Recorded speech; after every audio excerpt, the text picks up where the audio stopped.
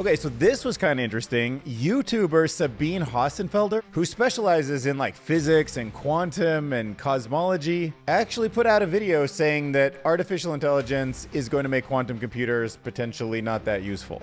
Quantum computers are unlikely to provide any advantage. And if she's saying there's no more quantum advantage, then maybe there's not. AI-powered drumming, like physically drumming with like a drumstick, has been revolutionized by AI because it now can understand how to like flick the wrist the right way.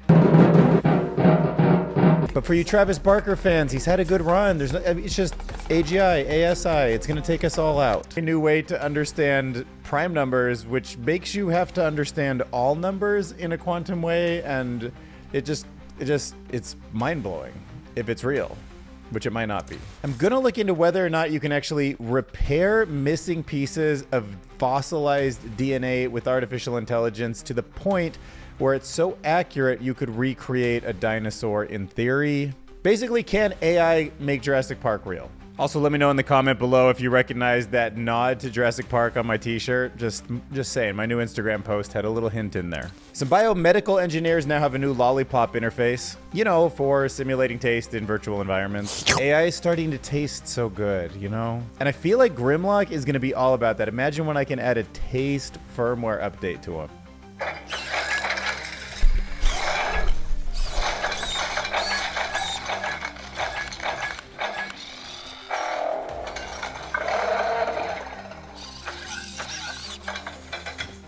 Advanced artificial intelligence, machine learning techniques are absolutely optimizing hog farming. What, none of the other guys reported on that? That's crazy. I'm sure it will interest you. Wait, what? You're telling me Matt Wolf, Matthew Berman, Matt Provid, none of them reported on this? Seems unusual to me. The Google DeepMind team now has made some progress on explainability. They have a new way to look inside of an artificial intelligence system's mind. It's kind of reminiscent of the Golden Gate neuron, but they're making new steps, and this could be really important for alignment. And what's clearly the worst thing and the most risky thing that we could possibly do with artificial intelligence and humans, DynaSaur decided to give an LLM agent access to its own functions that actually make its own decision, so that it can literally get out of control in the future and be unstoppable. But hey, we're in a race condition. I guess if we didn't do it, someone else would. So why not just do it? So some researchers got some incredibly personal insights from 1,000 people, and then built 1,000 agents that simulate their personalities. And the results are that you can simulate an entire freaking community of people. Like our whole neighborhoods could be simulated this way in the future, and they can figure out who the Karen is. There's some new research that shows that maybe with artificial intelligence, we can reduce conspiracy theory beliefs. But then again, you can also make that tool increase conspiracy theory beliefs. So whichever way we want to use it. If you're having trust issues with robots, like I think I probably am at this point, nothing personal, Grimlock. It turns out that synchronized movement between robot and human can actually increase it.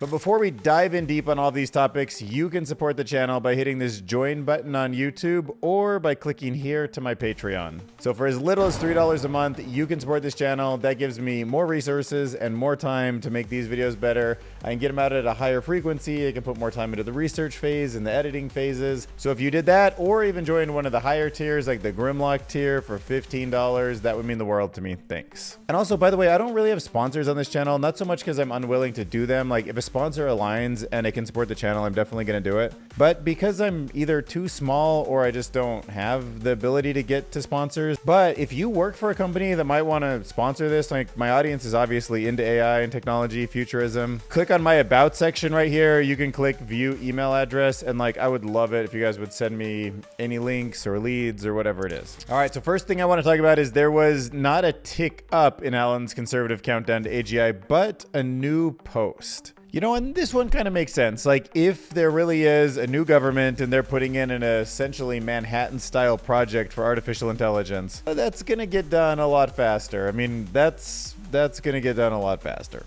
So he links to how the U.S.-China Economic and Security Review Commission recommended that Congress establish and fund a Manhattan Project-like program dedicated to racing to and acquiring artificial general intelligence capabilities for the U.S. All right, let's get those money printers, on high speed there. More and more money. Here you go.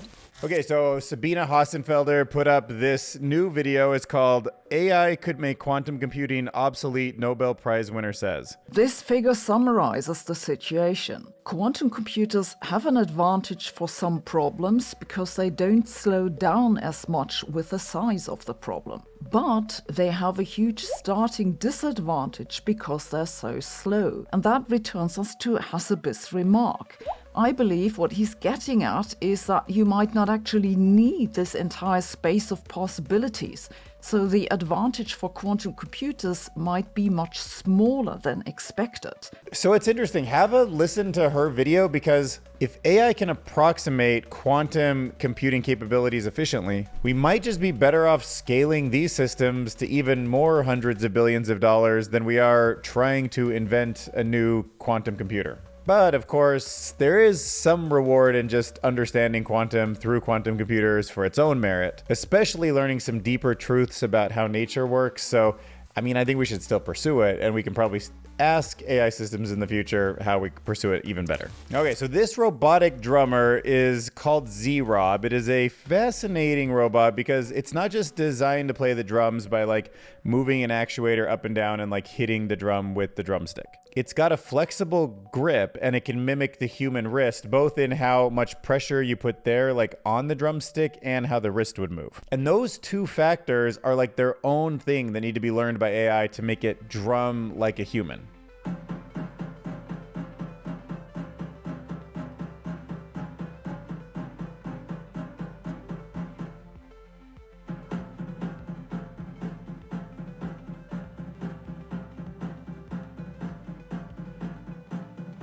And I'll say my first thought for this was, wouldn't that be cool to make an alarm clock? Imagine AI is watching you sleep. Well, I guess that's not going to help you sleep, but imagine you are sleeping and it's okay, they're exactly at the time in their circadian rhythm where we should wake them up, and they just finished, stage 3 dreaming, and then dun dun dun dun dun dun dun, the drums just make you feel like you're royalty waking up. You walk to the kitchen and dun dun dun dun dun, maybe some horns, AI horns go.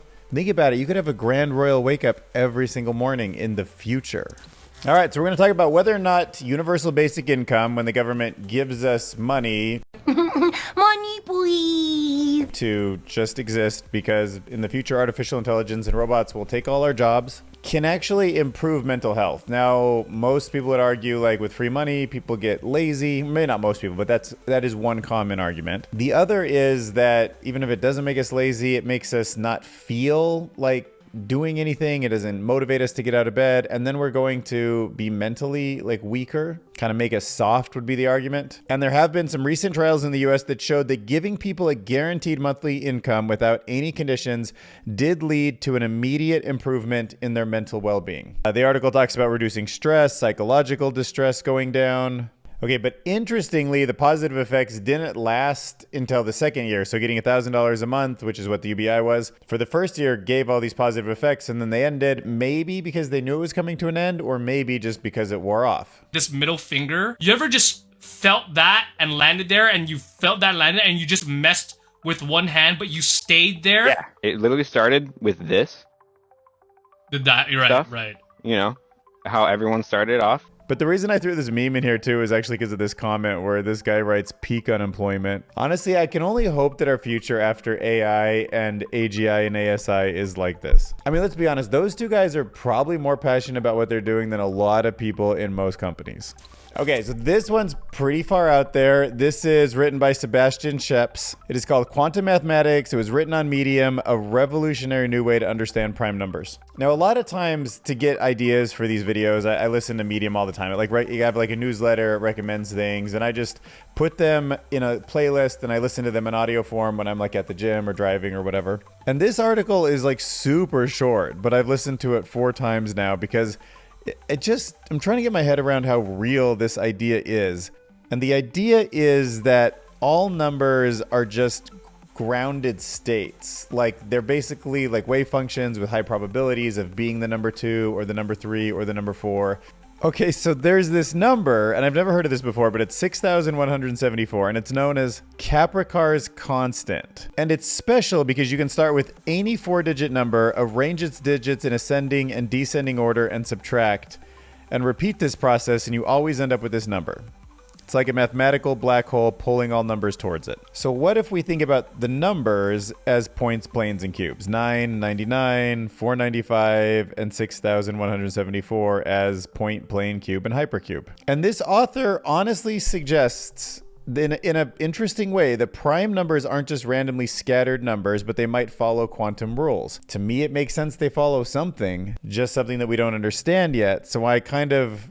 I'm intrigued by this thought. But would that mean that prime numbers exist in quantum states, multiple states until we observe them, kind of like Schrodinger's cat? And that's what he talks about, that maybe all numbers and these prime numbers are dancing between states. So he doesn't call them numbers, or he doesn't think about them in the same way as number theory, but a number would be, in this term, a concept that would be more known as a grounded state, meaning it sort of collapsed into that state from what I understand. But yeah, look, if numbers at their core exhibit quantum behaviors, then we've maybe just scratched the surface of understanding the connection between mathematics and the quantum universe that we live in. And it makes me wonder what kind of hidden patterns are out there, or if, they talk about how quantum computers should be able to crack these prime number problems really quickly. Maybe they're also, by solving problems in a quantum space, they're discovering the actual shape of the universe, something more fundamental that's underneath it, and that also just explains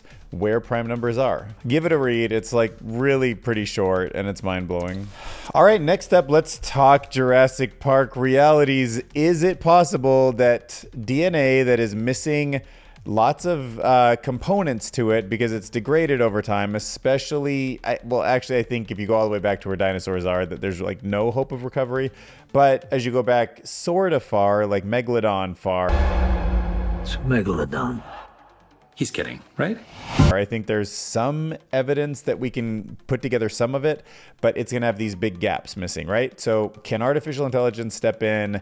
Can it understand huge data sets like the genome project that we covered in the last video to map all life on Earth and the genomes of all things, bacteria, animals, eukaryotes, prokaryotes, everything, and be able to piece together what it is that a dinosaur or a megalodon or a woolly mammoth looked like and was made of? Okay, so research suggests the DNA can last up to 6.8 million years under ideal conditions, which that's a long time, but it's not enough to get back to dinosaurs. But anything older than that is highly fragmented and difficult to work with. So since we have to get back to non-avian dinosaurs 66 million years ago, the likelihood of that is not good. However, if we can put together the whole map of everything and trace it back, it should be kind of obvious where certain gaps were or certain patterns that contributed to evolution that could be maybe traced backwards. There's going to be all these tools to like keep getting further and further and further with artificial intelligence technology into the vast history,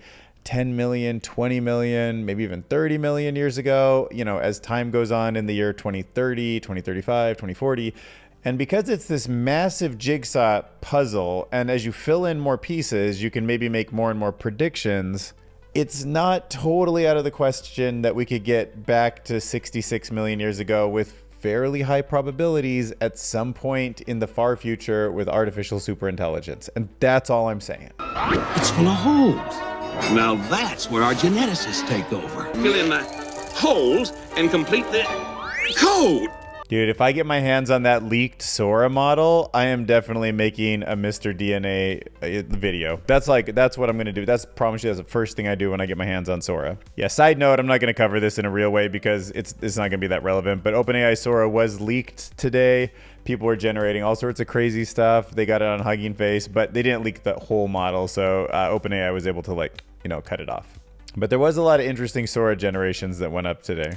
Okay, so this is straight fact. You know that I cover AI taste, tongue. Put me up against anyone on YouTube, and I've spent more time talking about taste. So I'm the perfect guy to cover the new lollipop interface. It's the forgotten sense that nobody seems to care about. And researchers have now created a lollipop that lets you taste different things in virtual reality. Try some more. The strawberries taste like strawberries. The snozberries taste like snozberries. Please send me one. I mean, tell me you're not just... Can't you imagine licking that thing, tasting anything in the world? So here's how it works. When you are in virtual reality, you lick this mechanical lollipop. And it simulates different flavors by using a gel pat. And the gel can sort of change flavor because it can be activated by electrical circuits that somehow like change the material of it, the material science of what it tastes like.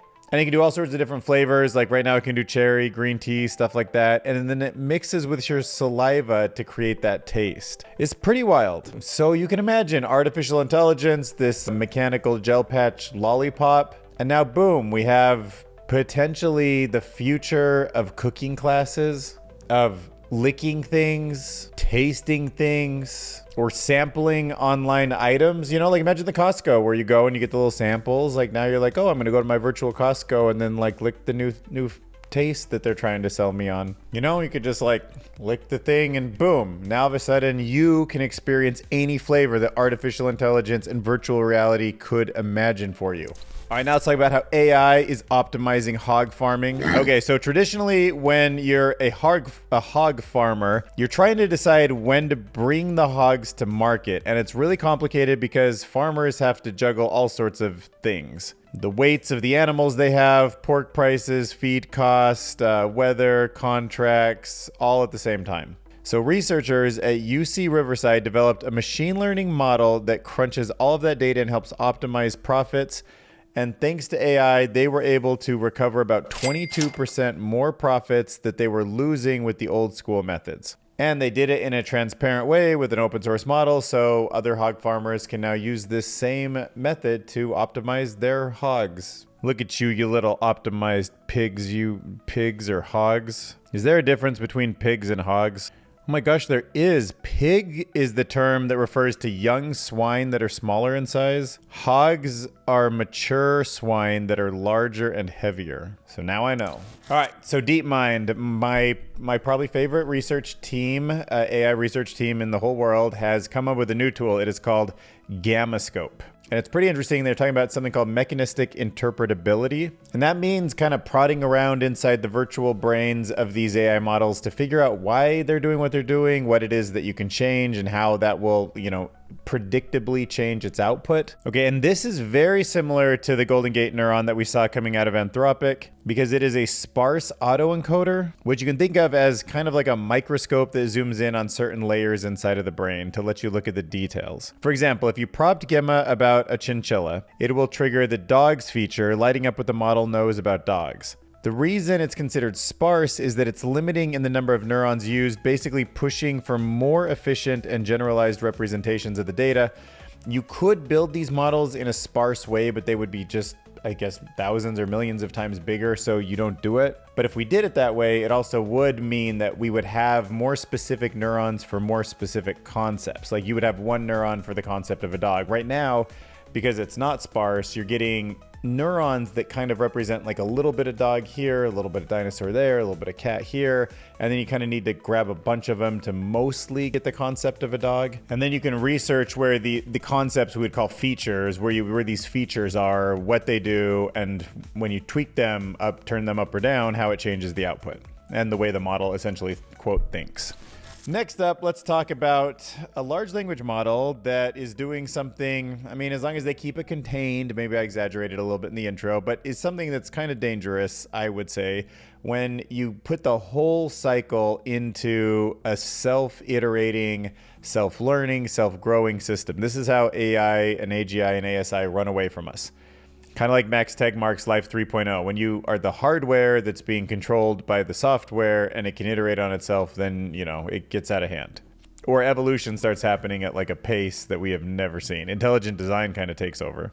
Okay, so the name of the model I do love. Probably Grimlock would love it too. It is called DynaSaur. It is the LLM agent that grows smarter by writing its own functions. Right, the functions are pretty low level. So maybe it's running something like Python, it's got some AI package on it, and it's using functions to make all of its decisions, and now it's in there writing its own code. It's like humans editing our own DNA, which then change our brain, which then we learn to change the DNA, and we're in a cycle. DynaSaur can dynamically create and refine its own Python functions in real time when it faces a new challenge. It is writing its own code base to solve problems. It's basically building its own toolkit as it goes along, making it much more adaptable and efficient. The research, I guess, shows that it's outperforming existing models, it's showing significant improvements, and it's going to probably iterate super fast if there's not a human in the loop there. So I don't know, that's gonna revolutionize the way progress is done, but it also feels very risky in the concept of the kind of path that it's going down to me.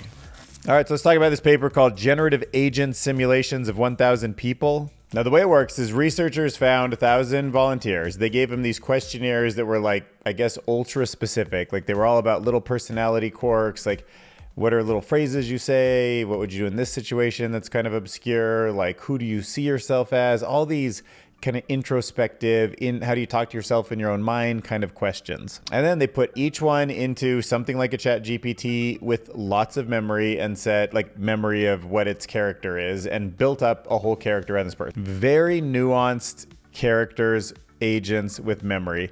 And then boom, you put all 1,000 of them, turn them on at the same time, and have them chat with each other, solve problems, interact as a society together.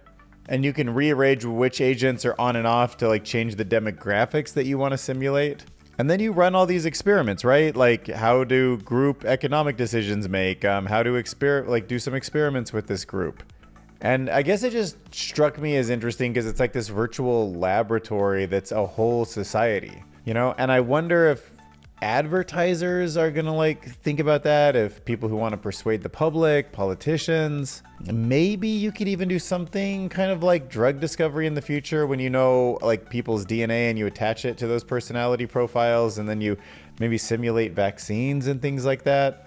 Think about how we are going to simulate ourselves in avatar form, but then it's another thing to think about how all of our avatars will also be their own societies you can like test on and do things with, and that is just a whole different level. Which leads me to the next article published on Science, Durably Reducing Conspiracy Beliefs Through Dialogue with AI.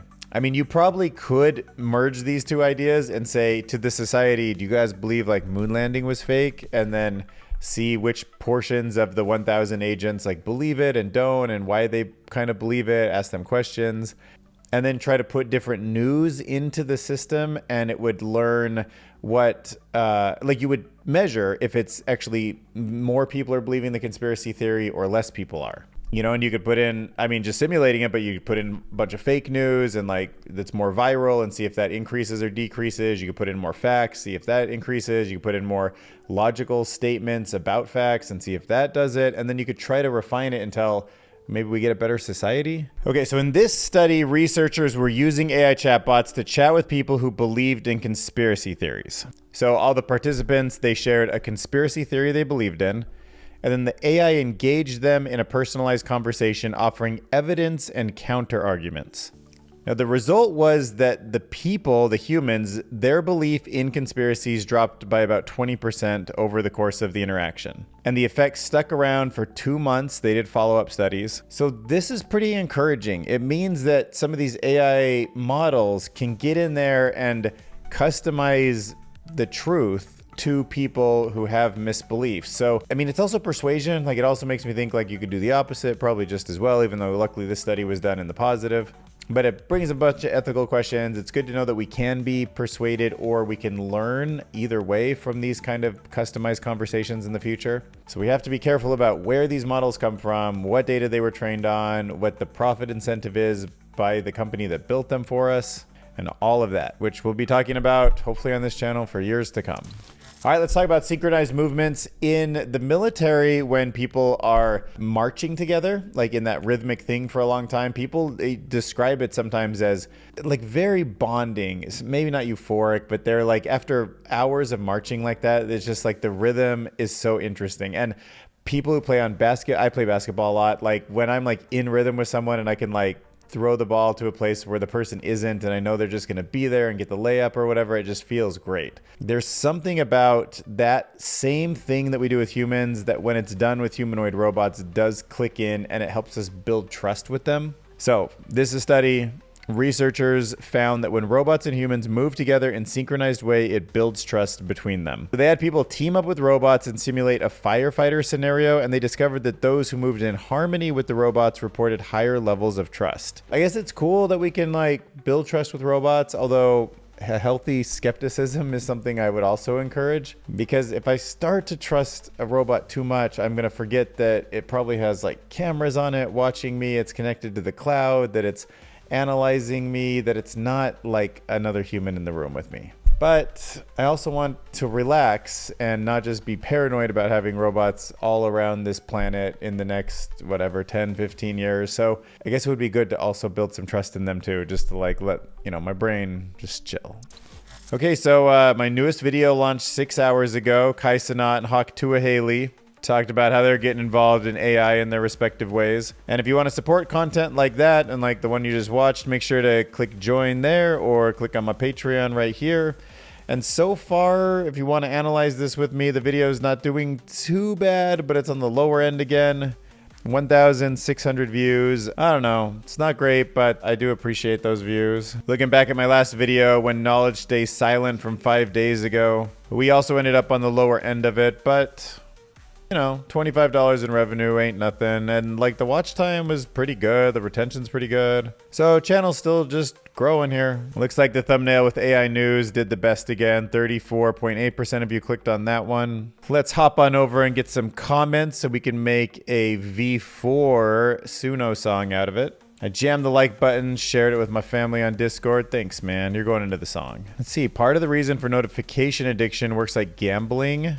Oh yeah, like how random rewards always give you more than actually winning all the time, which is ironic. But it makes sense because we evolved to find food that way. Oh, this guy knew about that frog. So if you don't remember this video, I talked about a frog that could freeze like for, I think, 9 months in the winter and like heart stopped and everything and like reanimate, which blows my mind because I didn't think we could cryogenically freeze people. I think, as far as I know, everything that can actually like freeze the blood also kind of cracks and ruins the cells around it. So it seems kind of unlikely that the kind of cryogenic freezing we have now is actually going to work to bring someone back in the future. But of course, who knows what technology we'll have in the future to do that. So this frog just blew my mind, and this guy knew about it. So you're going in the song too. Neo Rockabilly, I think, will be perfect. By the way, while I'm waiting for that song to generate in the comments, let me know if you know what this thumbnail frame is from. It's from a pretty funny movie, like a movie that I saw just about a year ago, and I was like, this is so funny. This is like the future. Type in if you know what it is beforehand. Just that frame, that guy holding that thing or whatever. All right, song number 1. Oh, it's like an Elvis-y sound. Addiction is it works like gambling, random reward schedule conditioning. It has been long known that it's actually more addicting when you're inconsistently rewarded for a behavior than when you always get the same result, even if the same result is a reward. If you only got notifications for things you want to see, you would actually feel less compelled to check notifications. Then if sometimes the notifications are not interesting or are even all right, there it is. Hit subscribe. Go to my Patreon if you want to hear this song for free. Dylan Curious, Patreon /Dylan Curious. We'll see you guys in the next video.